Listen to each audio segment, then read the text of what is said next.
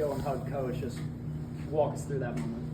Yeah, he gave me some tough love in the first half, and it obviously wasn't my best half, and it's not the standard that we certainly hold ourselves to. And whenever he gets on you like that, just because he cares and he holds you to a high standard, and he gave me a little talking to at halftime privately, just to he told me just go out there and play your game, and so it was nice to score right when the second half started, and I felt I owed him a little hug just for having faith in me, and because lots of coaches, if their players aren't playing bad, they'll take them out and they'll be done for the day. So I'm grateful that he, kept his faith in me and let me keep going.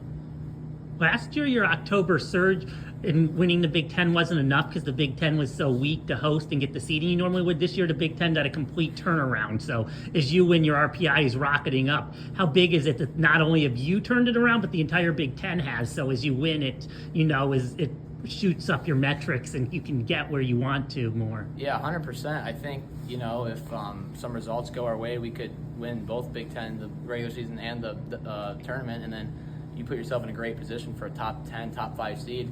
And even if we don't win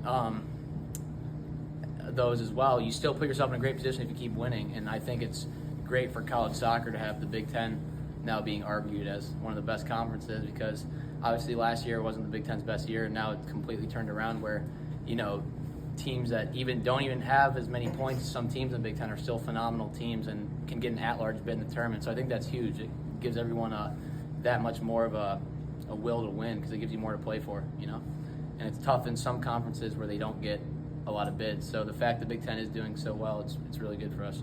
How important is it that Justin has 3 goals this week and finally getting on the right track offensively? Oh, it's very important, because once he's firing on all cylinders, it's going to be hard to stop us and keep shutouts against us. And I think that's kind of the story of our careers here. Sometimes, it takes a few games for the teams to mesh, and you got to ignore the outside comments of IU.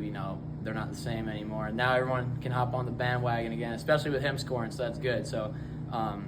And I'm glad I got on score sheet as well, because I haven't scored in a while. But, I think it's great that we're all scoring now. I think the past 8 games we've scored 20 goals or something at least. So I think that's huge. And goals win games.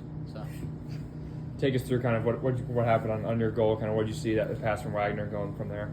Yeah, so it was a 2v1 with after I got the ball, and Quinn Elliott made an overlap, and he told me, and it was kind of I don't know, when you play soccer for so long, it's kind of one of those frustration hits. You're like, I'm just going to hit this and see what happens, because, I felt like I had to make something happen, especially after Coach gave me another chance in the half. So, and it was I definitely have the green light from him to shoot that type of ball. So I thought, the worst thing that happens is I miss. So and as soon as it came off my foot, that felt good.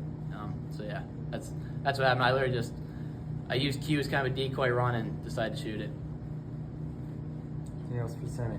How dangerous is having so much depth of this offense? I mean, it seems like this win streak, it's been a different guy getting goals. No, I was just talking to Austin about it. It's incredible that not only can you have 5 braces in 5 games in a row, it's by 5 different players, and it just shows the threats all around the field. And I think teams know that, and it's like they can't just scout the forwards. They're like, the midfielders can score too, and a guy like Quentin Elliott can score Trevellis from outside the box. It's remarkable. So when you have every single player that's a threat on goal, it's a lot harder to play against when you just have front line that only scores. So I think it's phenomenal that everyone's getting on the score sheet. I'm really happy for everyone.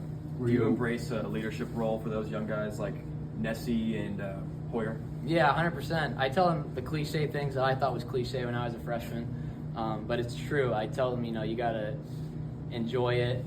Time really does fly by here. I feel like yesterday I was scoring my first goal here, and when Hoyer got subbed on the other day and scored his first goal in front of all those people, it made me proud, because I remember what that felt like. And I just tell them to embrace it, and you're probably realistically never gonna have as much fun and as much of a bond as playing college soccer with guys that you'll invite to your wedding and call your brothers for life. So I think that's a unique thing about this program. And obviously I'm near the end of the road, which really sucks, but yeah.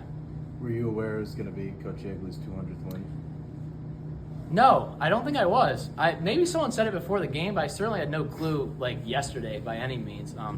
I thought we celebrated something from last year or the year before about all these wins, so I didn't even know. I had no clue, no. But I'm super happy for him. but he's humble enough and just says it's just a number. So, What's it about this team in October though? you know, I truly don't know. It's just you got to play on the team to know. It's just like it's just a switch almost, and that's just, I think when October comes around, that gives the prior months, it's the perfect time to try and find the gel of the right, who's got to be where, and that's why some results don't necessarily go your way at the beginning of the season, because you got to learn who is best at what, and that's part of what makes coaching so hard, because you're not going to get the right decision right all the time. And Charlie Hoyer gets a chance to play, he scores 2 goals, and now we're like, we can use this kid. Now he's getting minutes, and it's great. So I think that's what October's all about. It's certain players stepping up to the plate, and everyone pulling their weight. And I really don't know why it's that month. And in November, you just heat up, and December, you make a run. It's always how it's been. But, yeah. Finish the next inning. Thank you. Thank you. Hey, guys.